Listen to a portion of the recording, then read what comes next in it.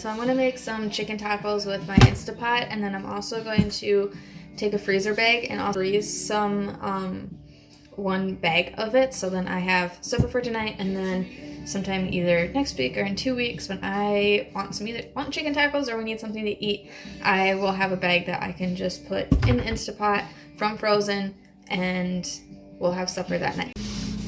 So my chicken breasts are fairly large, and there's 4 of them, and it was about 3 pounds of chicken. I'm going to probably take half of it, put it in here, and then the other half I will put in a freezer bag. So I used fresh chicken breasts, but you can use frozen chicken breasts too. Typically I do use frozen chicken breasts, but our grocery store is out of like bags of frozen breasts, so I just got the fresh one. But next you will add in 1 can of salsa. I literally just have random things of salsa in my cupboard, so I'm going to use them up. I think they're both 16. They're both 16 ounce. So add that into your Instapot, and then 1 into your bag for it to freeze, if you can open it.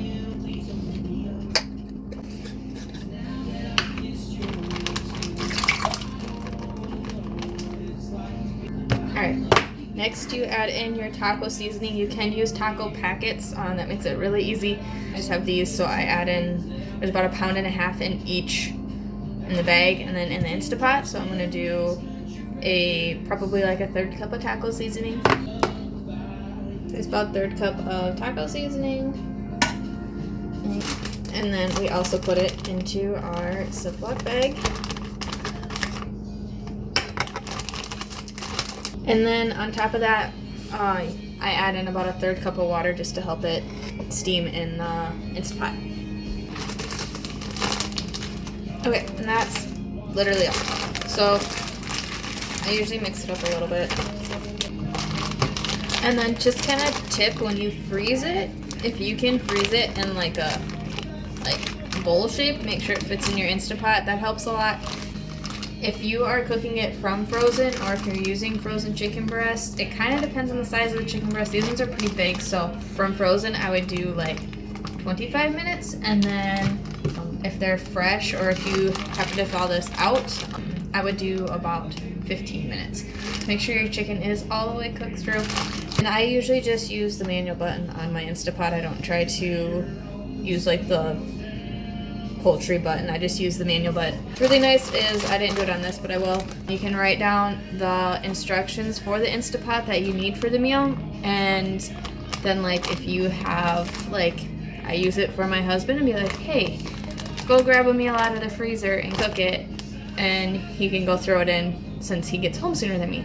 There's also a delay button that I really like, so then you can delay it and I can go run errands and things like that, and my food will start cooking once I get back. You can also do this with ground beef if you want to do like beef tacos. I've done that before, and sometimes honestly the juices and everything are more than like the chicken, and so there'll be like extra sauce, so then I'll just cook like 1 pound of hamburger the next day and then use the same sauce, and then we'll have beef tacos the next day. So that is what I like to do, and I'm gonna make this one for supper tonight, and then this one will go in the freezer so that the next time I'm either craving chicken tacos or we just need something to eat.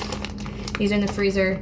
Once it is cooked, you can take a fork and like shred it so that it's actually like shredded chicken. You can put it in tacos. I use it a lot on salads. The boys use it more in tacos. It's very versatile. You can use it however you want. Super kid friendly. I have really picky boys in my house and they really like these, so give them a shot. You won't regret it. And like I said, you can do it with any type of beef you want or meat you want. I typically do beef and chicken are my 2 options that I choose from.